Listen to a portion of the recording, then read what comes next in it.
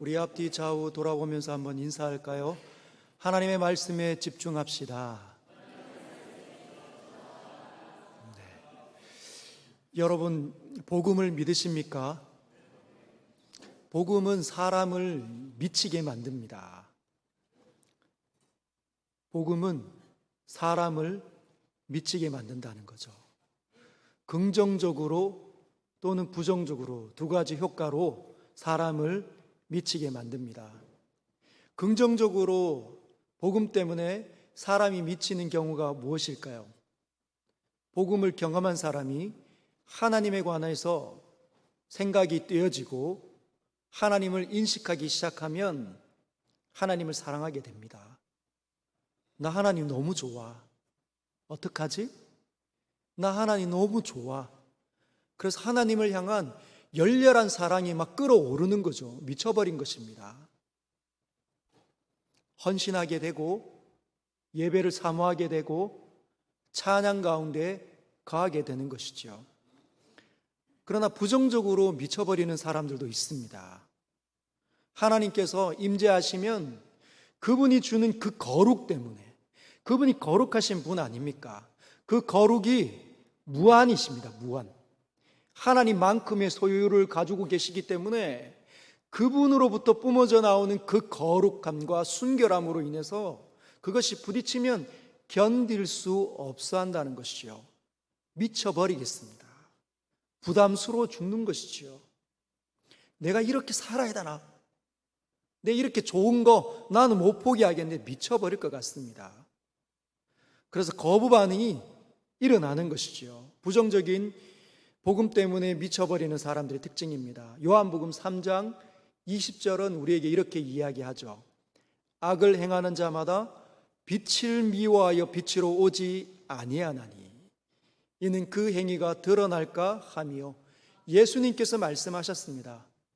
하나님의 아들께서 이 세상을 통찰하시는 모든 사람을 꿰뚫고 계시는 그 예수께서 뭐라고 말씀하시냐면, 악을 행하는 자는 빛을 미워하게 되어져 있다.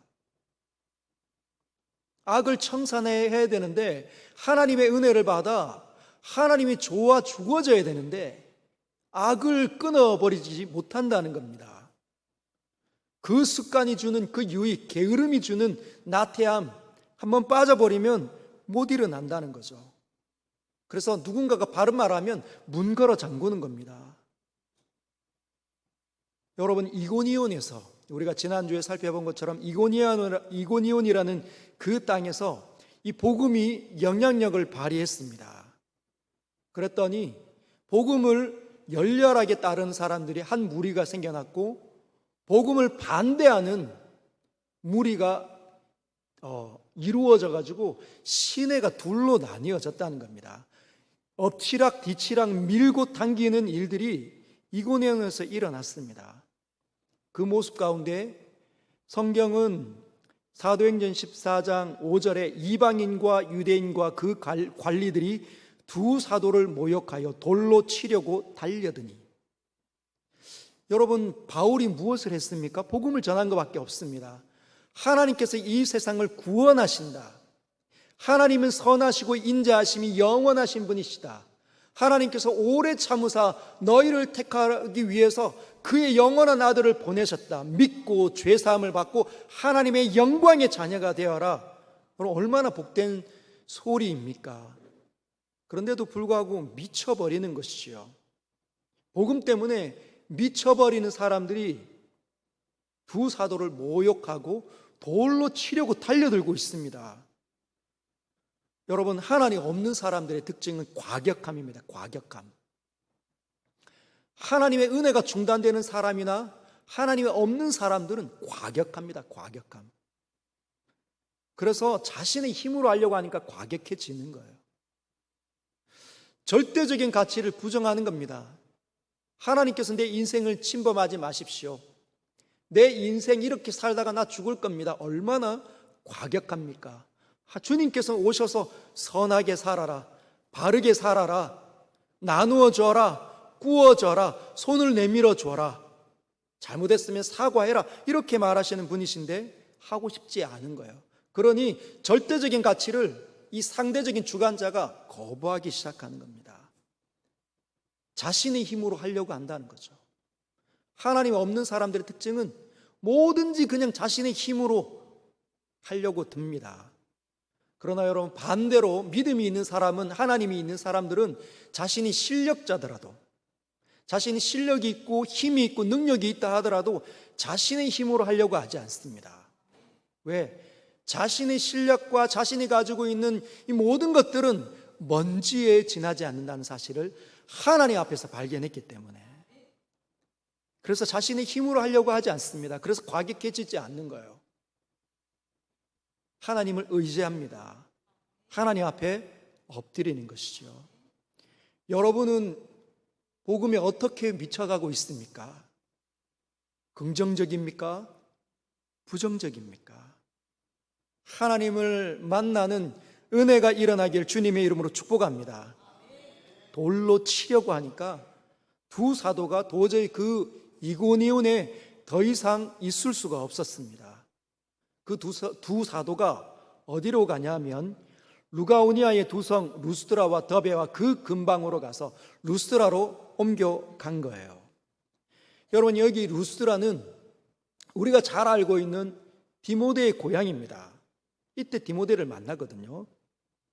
근데 이 루스드라는 이고니온과 비교하면, 이고니온은 대도시지만, 비시디아 안디옥과 이고니온은 대도시지만 루스드라는 변방입니다. 변방, 시골이에요. 시골.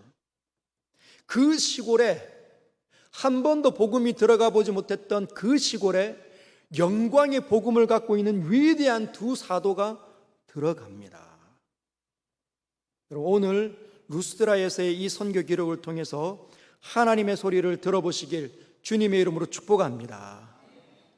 오늘 이제 주제를 사람을 주목하시는 하나님, 하나님을 주목하는 사람, 이렇게 설교를 준비했는데, 사실은 우리 인쇄소에서 주보를 일찍 만들어야 된다고 해서 부랴부랴 주제를 줬는데 설교하다 보니 너무 길어질 것 같아서 오늘은 사람을 주목하시는 하나님에 관해서만 말씀을 나누려고 합니다. 한번 따라 읽어볼까요? 사람을 주목하시는 하나님, 사람을 주목하시는 하나님. 하나님께서는 우리를 주목하십니다. 우리가 잠잘 때에도 우리를 보고 계시는 분이 계시다는 거예요. 그분은 피곤하지 않습니다. 졸지도 아니하시고 주무시지도 않습니다. 우리를 영원히 지켜보시는 것이지요. 그러면 나를 옆에 있는 지체를 보면 나는 언제 봅니까?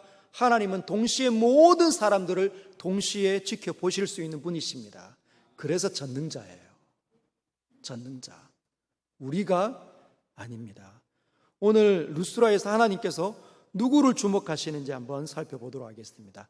8절 한번 보겠습니다. 시작. 루스드라에 발을 쓰지 못하는 한 사람이 앉아 있는데 나면서 걷지 못하게 되어 걸어본 적이 없는 자라. 하나님께서 루스드라에서 한 사람을 주목하시는데 그 사람을 가리켜 오늘 성경은 이렇게 이야기합니다.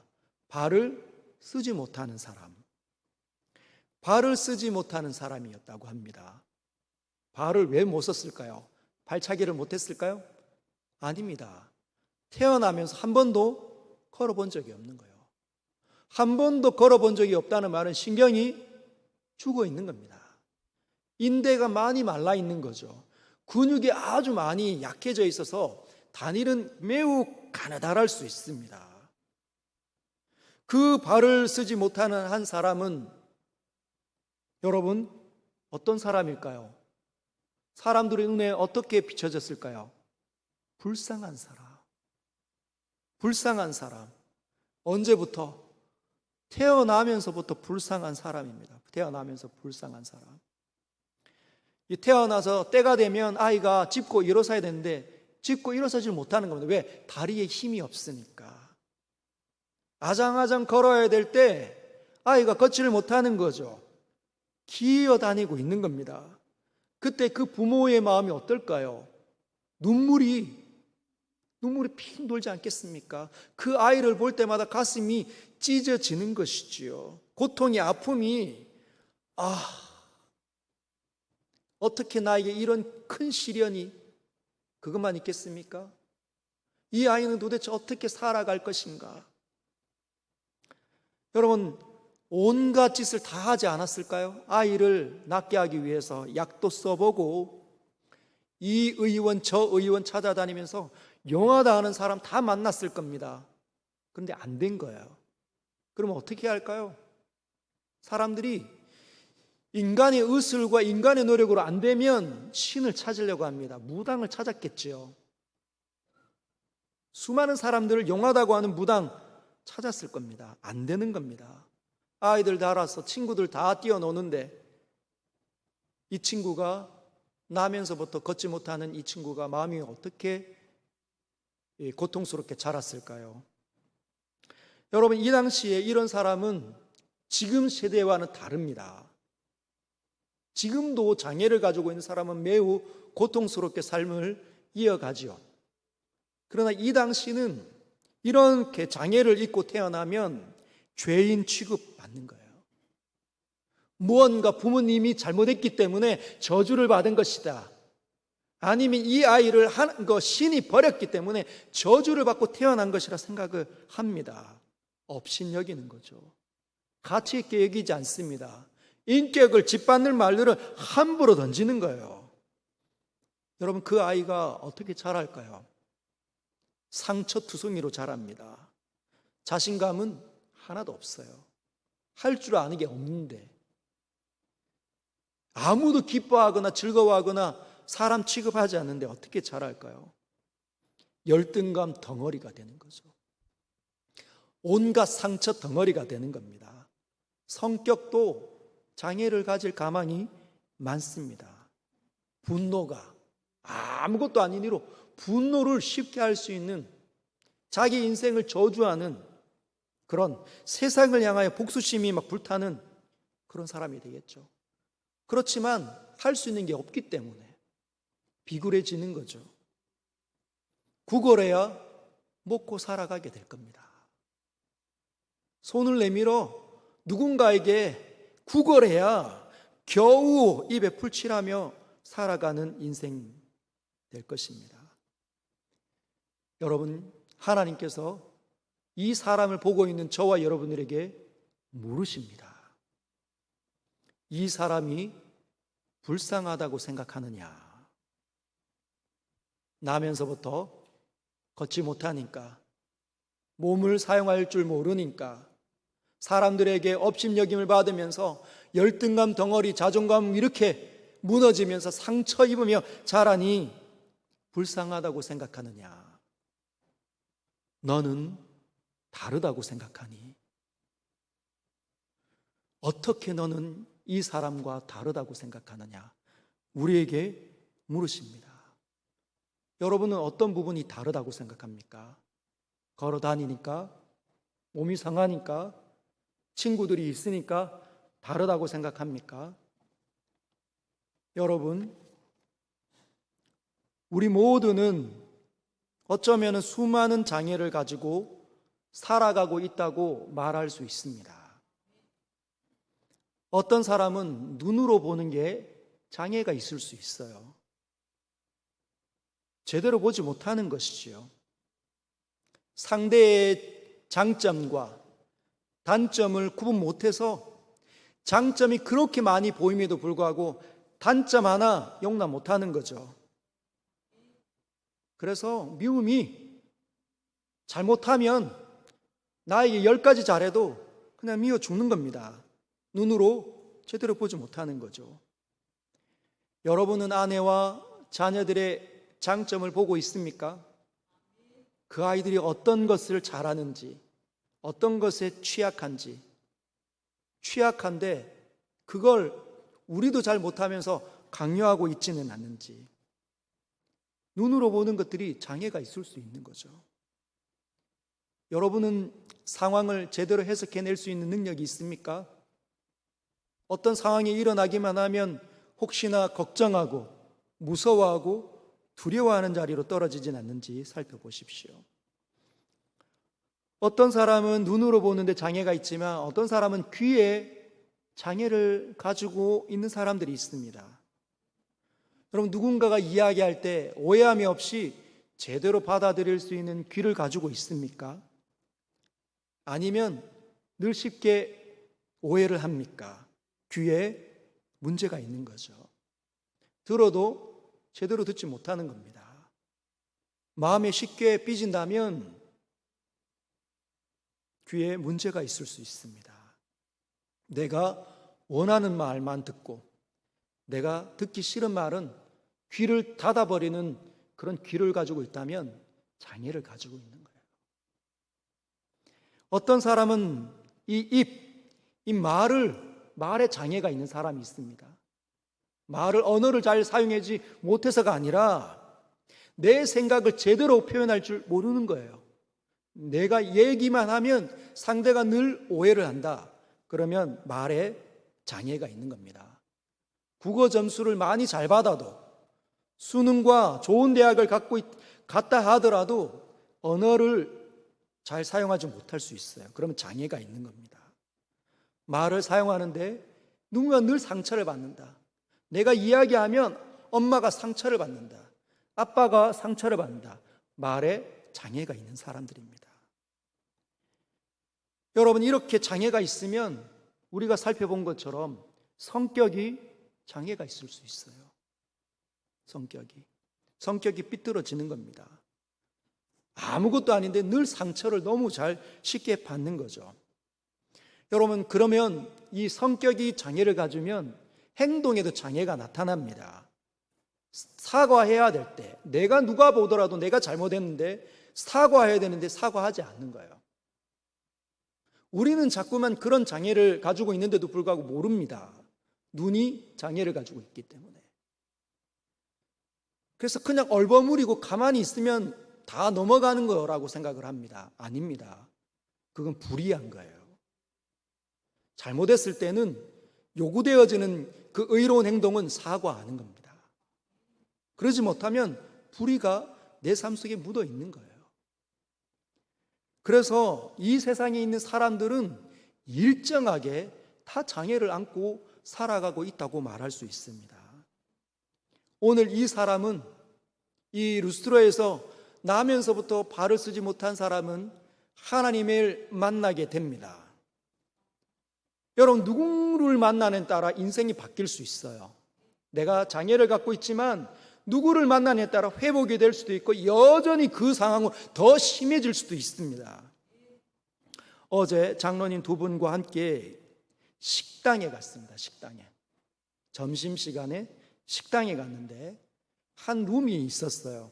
거기가 사람들이 붐비기 때문에 저기가 비었다 해서 장로님들과 함께 그 방으로 들어갔습니다. 세 테이블이 있었어요. 근데 두 분만 앉아 계시더라고요. 그러니까 나름 두 테이블이 비어 있는 겁니다. 그러면 일반적인 사람들은 저기가 비어 있구나 하고 들어갔겠죠. 저희가 그렇게 일반적으로 아이고 우리가 찬스가 났네 하고 들어갔습니다. 근데 앉아 계신 분이 노려보시더라고요. 노려보면서 부드럽게 이야기하겠습니까? 과격하게 이야기하시더라고요. 잘못 온 건 아닙니까? 여기 자리 있습니까? 있습니다. 얼마나 무서운지. 여러분은 그런 분들 보면서 어떻게 느낍니까? 정상이라고 생각합니까? 아닌 거죠. 누군가를 만나서 누군가와 함께 대화를 하고 누군가와 함께 시간을 보내에 따라서 그 성향이 짙어질 수 있고 하나님을 제대로 만나면 그 모든 상황이 뛰쳐나올 수 있다는 것이죠. 하나님 우리에게 물으십니다. 너는 누구냐? 너는 지금 나를 보고 있느냐? 물으십니다. 오늘 9절을 보면 그 나면서부터 걷지 못하는 사람 이렇게 이야기합니다. 같이 읽겠습니다. 시작. 바울이 말하는 것을 듣거늘 바울이 주목하여 구원받을 만한 믿음이 그에게 있는 것을 보고 바울이 말하는 것을 듣고 있다고 합니다. 누가? 나면서부터 불쌍하게 태어난 사람이 그가 듣고 있는 거예요. 여러분, 바울이 설교하는 것을 그가 듣고 있다는 겁니다. 여러분, 그가 어떻게 들었을까요? 그가 회당 안에 있었을까요? 아닙니다. 그는 절대로 회당에 출입할 수 없는 사람입니다. 왜? 죄인 취급하는 사람이니까. 사람들이 불편해하는 사람, 냄새나는 사람이니까. 그는 거린이었고 사회 부적응자였습니다. 그래서 회당 출입이 일어나지 않는 거예요. 그러면 그가 어떻게 해서 바울의 설교를 듣고 있었을까요? 바울이 회당에서 설교하고 있지 않기 때문에. 어디에서 설교한 겁니까? 거리에서 설교한 거예요. 거리에서. 광장에서 지나다니는 사람에게, 불특정 다수에게 하나님의 말씀을 전하고 있는 겁니다. 여러분, 제 말을 한번 들어보십시오. 지나가는 여러분, 제 말에 귀를 기울여 보십시오. 하나님께서 저희를 보내셨습니다. 이렇게 설교했다는 겁니다. 바울이 거리 설교한 이유는 루스드라에 회당이 없었기 때문이에요. 그만큼 시골이었습니다. 유대인들이 찾아가서 먹고 살만한 것이 없을 만큼 루스드라는 시골이었다는 것이죠. 유대인들이 많지 않았다는 것을 보여줍니다. 예배당이라고 해봐야 주변에는 그냥 로마 신인 제우스를 섬기는 그런 신전밖에 없다는 겁니다. 여러분, 이런 상황이 바울 자신에게는 어떻게 느껴졌을까요? 매우 낯설게 여겨졌을 겁니다. 지금까지 그가 한 선교의 패턴은 회당에 출입해서 성경을 알고 있는 사람들에게 하나님 말씀을 전하는 거였습니다. 그리고 그들이 듣지 않으면 이방인들에게 간 거죠. 그런데 회당도 없는 겁니다. 회당도. 그 낯선 환경 속에 바울은 그냥 용기를 내서 거리에서라도 복음을 전하자, 그렇게 한 거예요. 지금 광장거리에서 바울이 복음을 전하고 있습니다. 수많은 사람들이 지나다녔겠죠. 장사하는 사람, 물건 사러 온 사람, 친구 만나러 온 사람, 장 보러 온 사람, 돈 많은 사람, 잘난 사람, 못난 사람, 이것저것 다 갖춘 사람, 수많은 사람들이 지나다닙니다. 바쁜 일정에 수많은 사람들이 지나다니는데 그 중에 누가 반응합니까? 한 사람만 반응하고 있다는 거예요. 한 사람만 바울의 말을 듣거늘. 오늘날도 비슷합니다. 제가 어느 교회든지 가서 설교를 해보고, 우리 교회뿐만 아니라 어느 교회든지 가서 보면 다 은혜 받는 게 아니더라고요. 다 은혜 받는 게 아닙니다. 누군가는 설교하는 그 자리, 그 예배당까지 와놓고 지나가고 있는 거예요. 지나가고. 아, 누가 와서 설교하고 있구나, 그것만 캐치하고 그냥 지나가는 겁니다. 그들처럼 저 사람 누구야? 바울을 보면서 저 사람 누구야? 오늘도 어떤 사람들처럼 그냥 이론을 전파하는 철학자 한 명이 등장했구나, 그 정도 생각하고 있었겠죠. 여러분, 하나님 말씀에 귀를 기울이시길 바랍니다. 영원한 말씀에 귀를 기울이시길 바랍니다. 모든 것을 회복하시고 은혜를 베풀어 주시는 하나님의 소리에 귀를 기울이시길 축복합니다. 9절에 바울이 말하는 것을 듣거늘, 여러분이 제가 하는 이 소리에 하나님의 소리를 듣기를 원합니다. 그런데 보면 그가 바울의 소리를 듣지만 바울도 그를 쳐다본 것 같아요. 9절을 보면 바울도 주목하여, 9절에 보면 바울도 주목합니다. 다들 그냥 지나쳐 가는데 저쪽 구석에서 쭈그러 앉아가지고 손 내밀고 있었던 그 한 사람이, 남루한 옷을 입고 있는 그 한 사람이 눈에 들어온 겁니다. 자기를 자꾸만 힐끗힐끗 쳐다보는 거예요. 여러분, 그 모습을 성경은 뭐라고 표현하고 있습니까? 구원받을 만한 믿음이 그에게 있었다. 할렐루야. 바울의 말에 점점 빨려 들어가기 시작하는 겁니다. 점점 집중해지기 시작하는 겁니다. 자신도 모르는 사이에 그 소리에 압도되어서 빨려 들어가고 있는 거죠. 저 사람이 누구이기에 왜 여기 와서 저렇게 소리 지르고 있는가? 저 사람이 말하면 하나님은 누구이신가? 여호와는 누구이신가? 예수는 누구란 말인가? 그 예수가 십자가에 죽었다고? 나를 위해, 나 같은 자를 위해, 이 쓸모없는 죄인 취급받는 나 같은 자를 위해서 그것도 값 없이 믿으라고 마음이 녹아내리는, 그게 구원을 받을 만한 믿음이라는 겁니다. 바울이 캐치한 것이죠. 여러분, 저도 이 강단에서 설교하면 하나님 말씀에 빨려오는 사람들이 눈에 보입니다. 그러나 장애를 가지고 있어서 마음과 생각에 또는 귀에 장애를 가지고 있어서 앉기만 하면 잠에 들어가는 사람들이 있어요. 얼마나 충격인지. 어떤 분들은 정말 구원받을 만한 믿음이 막 이 안에서 뿜어져 나오는 것 듯한 사람이 보일 때가 있습니다. 아, 하나님 저에게 찾아가시는구나. 그를 주목하고 계셨구나. 바울도 이를 알아본 것이에요. 여러분, 이것이 하나님의 주목입니다. 여러분, 바울만 본 게 아니에요. 하나님께서도 그를 보고 계셨다는 겁니다. 이것을 가리켜 하나님의 섭리라고 말하는 거죠. 한번 따라해 볼까요? 하나님의 섭리, 하나님의 섭리, 하나님의 섭리. 여러분, 하나님의 섭리는 이렇게 정의를 내릴 수 있습니다. 하나님의 뜻을 이루기 위해 행하시는 그분의 모든 활동이라고. 하나님의 뜻을 이루기 위해 행하시는 그분의 모든 활동이 섭리입니다. 섭리. 여러분, 그 섭리가 여러분과 저에게도 흐르고 있다는 거예요. 영적인 눈에 장애가 있는 사람은 못 봅니다. 백날 눈을 이렇게 치켜뜨고 하늘을 쳐다봐도 하나님이 보이지 않으니, 믿음이 없어 하나님 보이지 않으니 하나님 볼 수가 없습니다. 내 위로 아무리 하나님의 이 권능의 손길이 움직여도 못 본다는 거죠.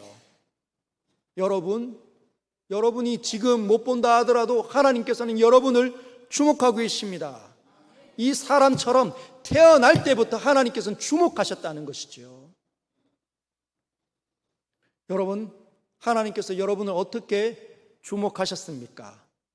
여러분이 태어나기도 전에 하나님 우리를 구원하시기 위해 작정하십니다. 그리고 수많은 것들을 만드시는 거죠. 시간을 결정하십니다.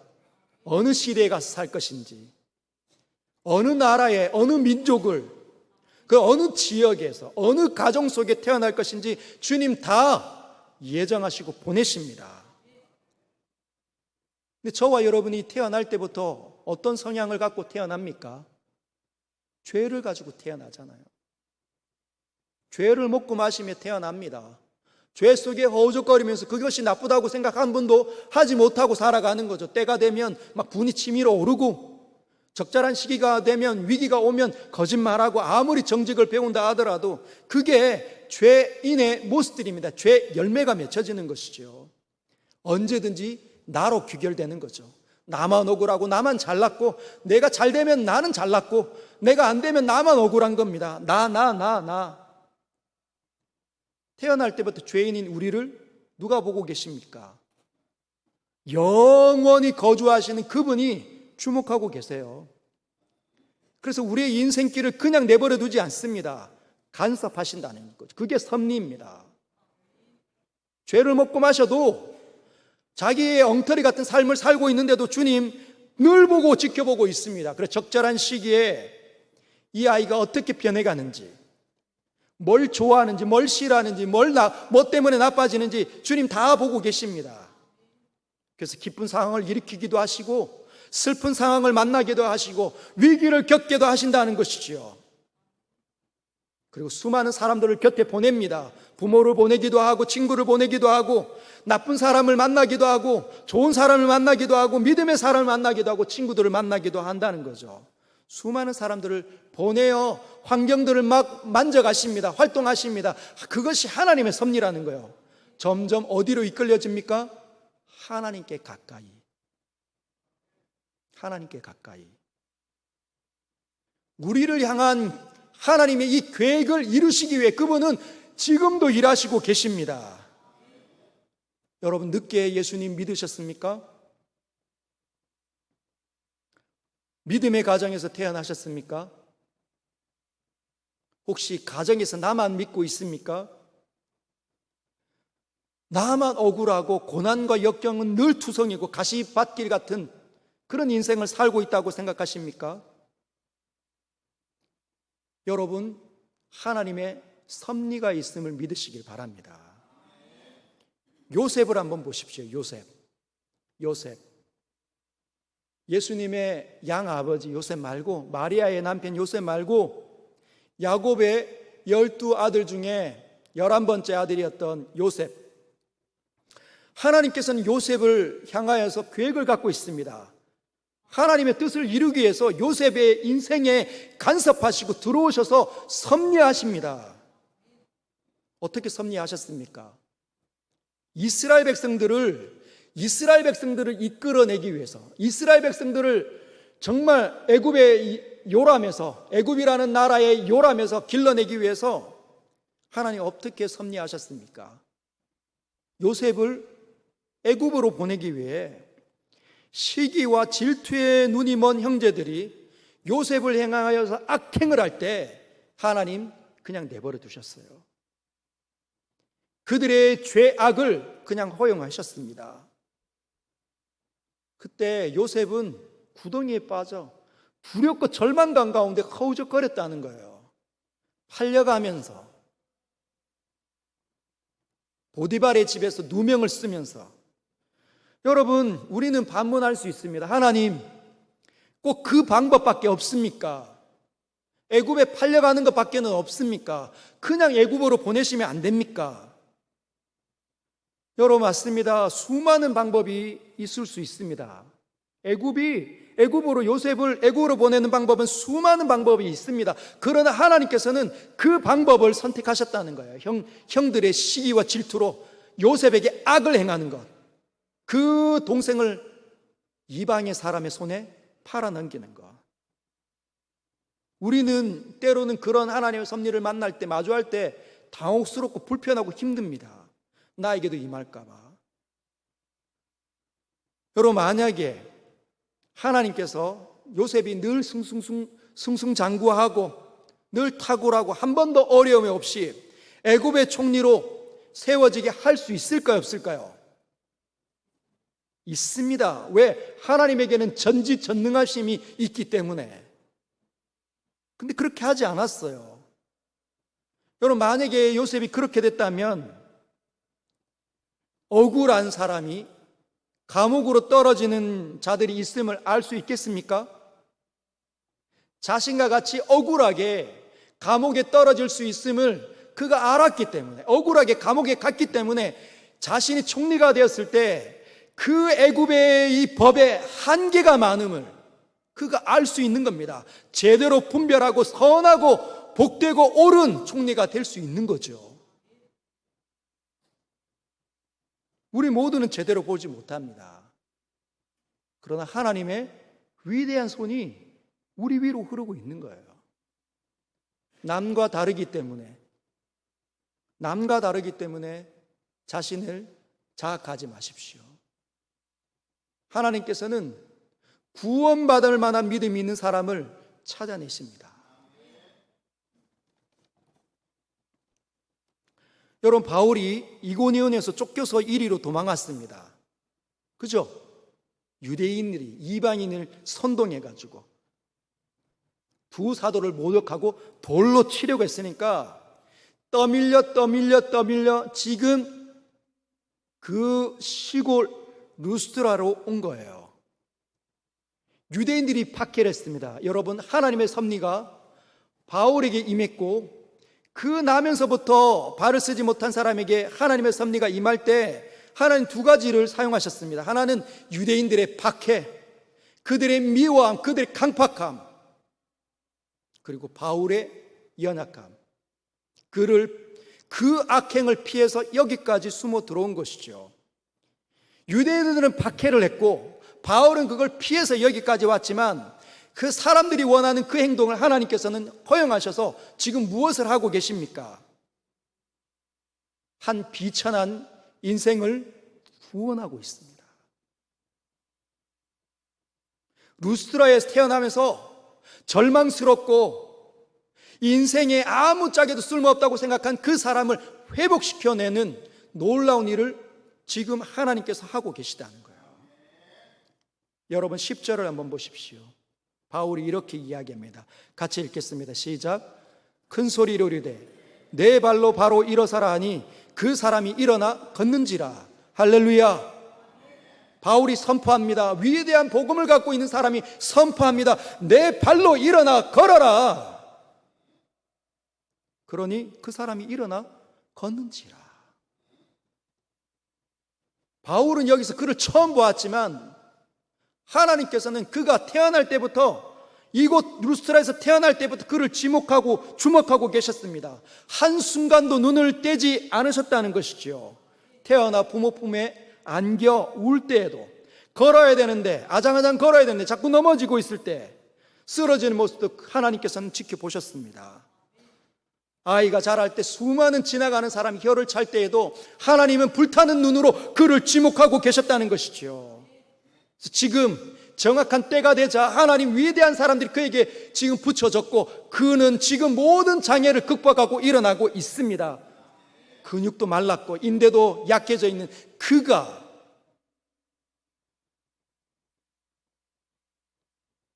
구원을 얻을 뿐만 아니라 기적을 경험하고 있는 거죠. 내게 일어났던 그 모든 장애를 극복하는 겁니다. 그리고 그는 이제 앞으로 하나님을 만나게 될 거예요. 그러면 성격인 장애까지도 바꾸어내는 겁니다. 여러분, 우리도 마찬가지 아닙니까? 이곳에 누가 구원을 받을 만한 자격이 있는 사람이 누가 있습니까? 다 지옥에 어울리는 사람들 아니었습니까? 나밖에 몰랐고 남은 쉽게 생각했던 나를 낳아준 부모조차 그렇게 귀하게 여기지 못했던 순간이 얼마나 많습니까? 우리가 그 누가 높으신 하나님의 가족이 될 수 있겠습니까? 아무도 없습니다. 그러나 우리 모두는 지금 이 자리에 앉아 있다는 것이죠. 이 자리에서 영원하신 하나님의 소리를 지금 듣고 있는 겁니다. 여기에 하나님의 소리에 귀를 기울일 만한 믿음이 있다면, 구원받을 만한 믿음이 있다면 일어나 걷게 되리라 믿습니다. 기적을 경험하게 될 것이라는 것이죠. 누가 하나님께 마음을 쏟는 사람만이, 할렐루야, 여러분들이 그 주인공 되시길 바랍니다. 말씀을 정리해 보려고 합니다. 여러분, 내가 태어난 지역과 시간대와 가정, 나라, 민족, 이것들은 내가 선택한 것이 아닙니다. 우리는 절대로 선택할 수 없는 것들입니다. 그러면 누구로부터 왔다는 겁니까? 하나님으로부터 왔다는 거예요. 사실은 우리 인생에 이것 말고도 수많은 것들이 내가 선택한 것이 아닙니다. 여러분들이 선택해서 여기까지 인생을 살아온 사람들이 있습니까? 내가 원하는 만큼의 인생을 살아온 사람 아무도 없습니다. 다 하나님께서 주신 것이라는 거죠. 그 말은 하나님께 감사하라는 것입니다. 늘 자꾸만 제대로 보지 못하는 장애를 가지고 있어서 장애를 가지고 있는 입을 놀려 늘 원망하고 불평하지 말고 이 장애를 극복하고 기적을 경험해서 하나님을 제대로 보시길 주님의 이름으로 축복합니다. 그래서 이 모든 것들을 제대로 해석해 내십시오. 아, 하나님께서 주신 것이구나.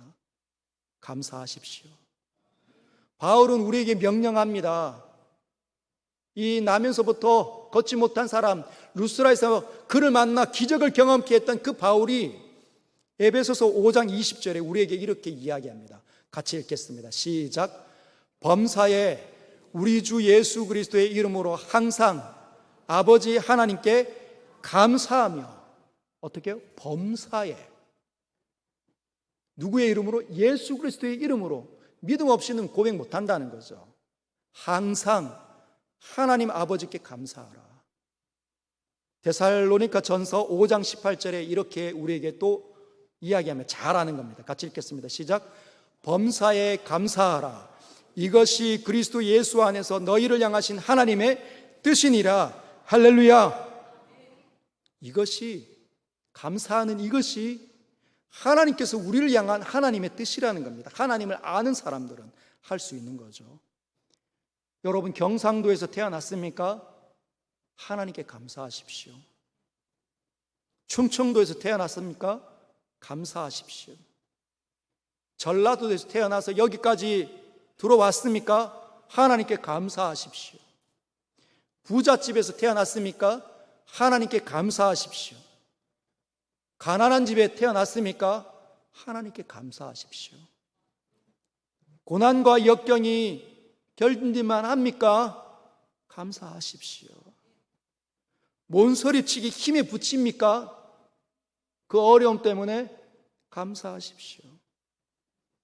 여러분, 쉽지 않습니다. 감사하는 일은. 범사에 감사하는 일은 쉽지 않아요. 그러나 누가 해냈습니까? 바울이 해냈어요. 그는 두들겨 맞았고 억울하게 감옥에 던져졌고 고문을 당했던 사람입니다. 근데 그가 범사에 감사했다면 우리도 할 수 있다는 거예요. 여러분, 쉽지는 않지만 믿음을 가지시고